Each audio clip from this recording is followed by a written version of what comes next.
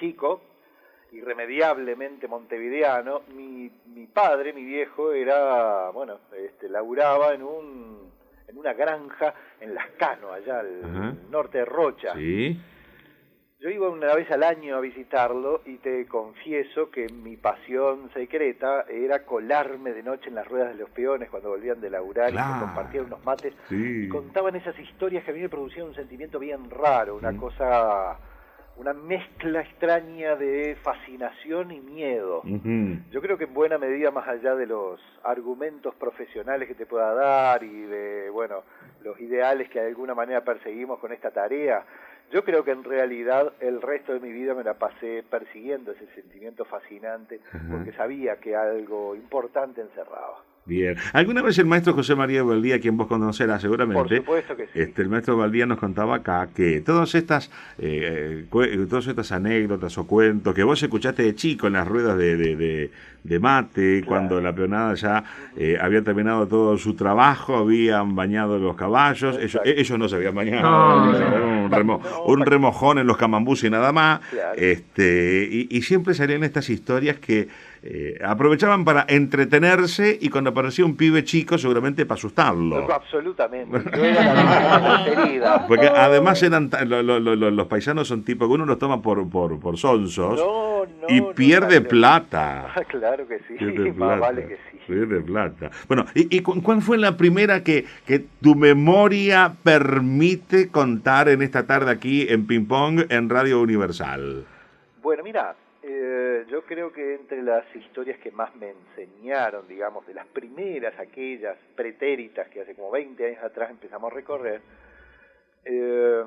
me pegó muy fuerte y todavía sigue siendo de mis ejemplos preferidos, una historia que me contaron vecinas y vecinos del Prado de Montevideo. Una historia que dice que allá por los años 30 o 40, según quien te la cuente, se conocieron y se enamoraron entre los árboles del Prado, una pareja muy jovencita, prácticamente adolescentes. Al principio dicen que se veían por casualidad y entre los árboles, después las casualidades empezaron a darse todas las tardes. Y dicen que la casualidad no tiene hora, Néstor. Bueno, finalmente se animaron a hablarse y el pacto quedó sellado para siempre. Empezaron a vivir sus encuentros primero allí en el parque mismo y luego en un viejo edificio que todavía existe y que todavía se llama Hotel del Prado. ¿Cómo no? A pesar de que ya hace muchos años que no es un hotel. Sí, ahí está la famosa fuente Cordial, preciosa fuente que fue la que coronaba la Plaza Independencia. Exacto. Bien, entonces... Bueno, estos dos gurises empezaron a vivir sus pasiones allí en las habitaciones de ese viejo hotel, haciendo un esfuerzo enorme por mantener el más cerrado secreto. Claro. Ellos sabían que no les iban a dejar curtir al mango ese romance que se habían inventado, por dos motivos muy poderosos. El primero es que eran muy jóvenes realmente, y eso era un escándalo en aquel tiempo, ¿no? Claro. Y bueno, en este tiempo un poco también, ¿no? Sí, a veces también. Pero el otro motivo era más poderoso todavía. ¿Por qué? ¿Cuál? Ambos eran de clases sociales muy diferentes. ¿Y la historia del pobre y la rica? Pues quizás sí. ¿O de la rica y el pobre? Lo cierto es que esta a lo mejor termina distinto. Llegó un momento en que, más allá de todos los esfuerzos que hicieron, primero tímidamente y después como un aluvión, el romance de estos dos gurises empezó a entrar en los chismes del barrio. Llegó un momento en que no había boliche, esquina, peluquería, cancha de fútbol, almacén, donde no se comentara paso a paso todo lo que aquellos dos botijas hacían. Y alguna cosita más que el barrio le agregaba como para darle eso siempre. Y al punto de que una tarde, en uno de aquellos encuentros mágicos en las habitaciones del viejo Hotel del Prado, estos dos chiquilines tuvieron que admitir que ya no iban a poder sostener ese vínculo que los unía. Y fíjate vos, antes que abandonarse entre sí, prefirieron abandonar la vida misma. Se suicidaron al pie de un árbol que todavía existe, muy cerca de la puerta del Hotel del Prado. La flauta. Hasta el día de hoy, fíjate vos, 70, 80, quizás más años después, la gente del barrio sigue diciendo que en algunas noches ese árbol aparece como extrañamente iluminado, distinto de todos los demás. No falta quien afirme que si te acercás mucho a ese árbol se puede escuchar suspiros. Pero la mayoría, incluso los más escépticos, esos que te dicen que no creen en nada, pero te piden por favor que no reveles su nombre, incluso esos son capaces de admitir que cuando uno se acerca a ese árbol, siente claramente una presencia, como la mirada de alguien a quien nunca puedes encontrar. Perinola. La perinola. ¿Y cómo seguiste vos la investigación de esto? Estamos hablando con Néstor Gandulia, investigador de estas historias urbanas, publica libros, da cosas, material para la televisión y parece que quiere cobrar esta entrevista. No, esta no, pero bueno. ¡Bravo! ¡Qué suerte! Lo podremos llamar de vuelta. La próxima. Lo podremos llamar de vuelta. En Buenos Aires se cuenta esto. En el barrio de Chacarita,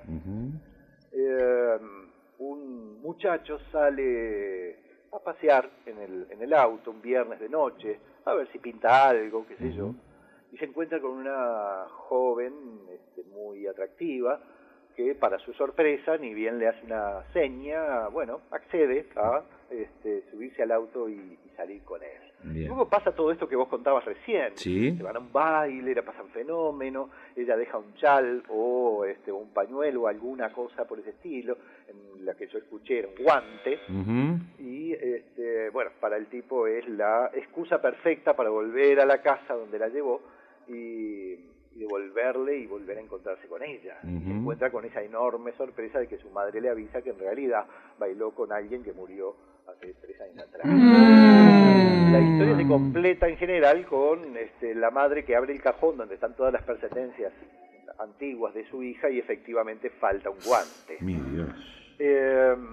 Si la escuchas con atención, esa leyenda es esencialmente porteña. No hay ninguna duda. Poco tiene que ver, aunque el argumento parezca parecido, con esta Alicia del Buceo que está en Historias de Montevideo Mágico, y que se trata de un muchacho que trabaja hasta muy tarde en un diario aquí en la Ciudad Vieja, en el Diario de la Noche, y que todos los días se toma el ómnibus, se baja en la curva de lo que aún hoy se conoce como la curva de la muerte, en el buceo, y que allí se encuentra con una joven, muy tarde en la noche decide, no sé, arrimarse un poco y muy tímidamente hablarle, y allí se genera todo un vínculo, él la acompaña hasta la casa y luego eso se vuelve casi un ritual de todas las noches.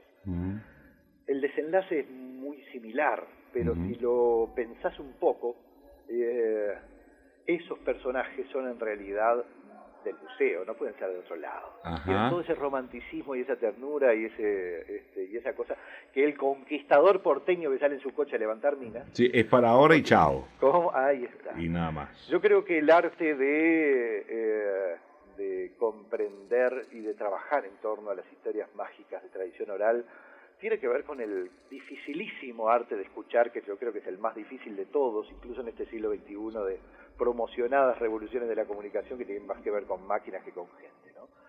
Escuchar a fondo, digamos, por ejemplo, nos puede llevar esa idea, por ejemplo, de que esta historia viene de tal lado, aquella historia, en realidad se cuenta una historia muy parecida desde el siglo de oro español.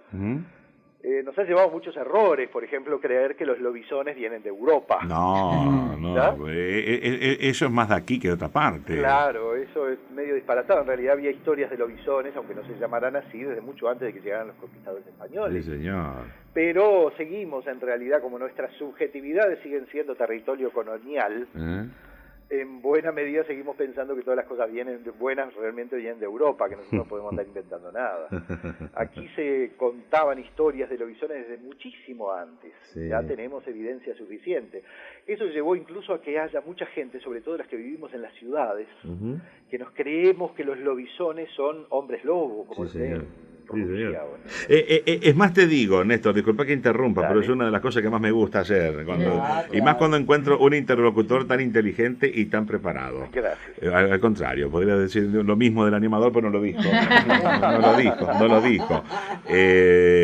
Hace no mucho tiempo me pongo a leer un libro, mejor dicho, el proyecto de un libro que todavía no ha salido, que habla sobre la introducción del ganado en el Río de la Plata. y se nombra a Hernando Arias de Saavedra. Sí, alguien que siempre creíamos que era español y el tipo era paraguayo. Claro. ¿no? Sí. Y en una de las... Era paraguayo de antes que existiera el Paraguay. Sí, efectivamente. Pero había nacido en esa... O sea, se murió de calor también en esa época. En efecto. Y Hernando Arias comenta, en este documento... es más, te digo, esto que me lo contó es un doctor en Historia de América que hace, una vez al año tiene que ir al Archivo de Indias en Sevilla para hacer sus trabajos, y se encuentra con un testimonio de Hernando Arias de Saavedra, originales, en el Archivo de Indias están todas las cosas originales desde la época de la conquista hasta nuestros días. Y se encuentra ya que mencionaste esto, y perdón que sea tan extenso, porque te estoy robando el tiempo a vos, con Hernando Arias, que cuenta que había algunos lugares donde no iban porque sabían que el lobizón, o no recuerdo el nombre, según se revolcase en las cenizas, hacia la derecha o hacia la izquierda. Eso mismo, y si no eran cenizas era en la osamenta de algún animal muerto. Animal, lo cual lo convertía en ese animal. Y si se revolcaba arriba de lo que quedaba de un toro, al tipo lo agarraban por las guampas. Sí, el tipo se revolcaba donde una gallina había muerto, ni te cuento. Claro. Y esto está hablando del año 1500 y tanto, es fantástico, lo que vos decís es fantástico. Los bisones en realidad son muy antiguos en América, sobre todo en este cono sur. Y por supuesto nunca son lobos, ¿de dónde van a salir lobos si no acá no hay lobos? ¿no? Sí. Acá yo he conocido lobizón chancho, por ejemplo. Lobizón chancho. Más común de lo que no se imagina. Lobizón chancho, ¿dónde encontraste esto? Lobizón perro, que es bastante común también. Sí. En las afueras de Salto, sí. Una vuelta paré en un boliche que me pareció maravilloso. Yo dije, en este boliche no me tengo que tomar una grapa. Me bajé, me paré en el mostrador, me pedí una grapa y empecé a tirar la lengua a los parroquianos allí a ver si salía alguna historia. Sí. El bolichero me dijo, ¿le interesan las historias de los bisones? Sí, la verdad que sí, muchísimo. ¿Por qué no habla con aquel señor que está reparando allá el alambrado? Ese señor le va a contar cosas muy interesantes. Claro. Y sí, él sabe de historia de lobizón. No, él es lobizón. ¡Oh! La Por supuesto perinola. que fui y me arrimé. Se te cayó la grapa. No, me encantó. Al contrario, lo agarré bien fuerte y arranqué para afuera. Pero el chancho ladraba. No era chancho, era el alambrador. El alambrador. Esperá que la tiene que ver con que era la segunda en realidad ya. Se me iba escapando. Bueno, la cuestión es que me arrimé al hombre. ¿Y? Le pregunté si era el Julián del que me habían hablado, me dijo que sí, muy amable el hombre. Sí. Le dije que me interesaban las historias de los bisones y que bueno, y que ahí en el boliche me habían dicho que él a lo mejor me podía dar una manito. El hombre apartó por primera vez la herramienta del alambre, me miró a los ojos y me dijo, mire, con todo el corazón le digo, si usted quiere saber historia de los bisones, le va a tener que preguntar a otro, porque cuando yo me convierto en caballo no me acuerdo de nada.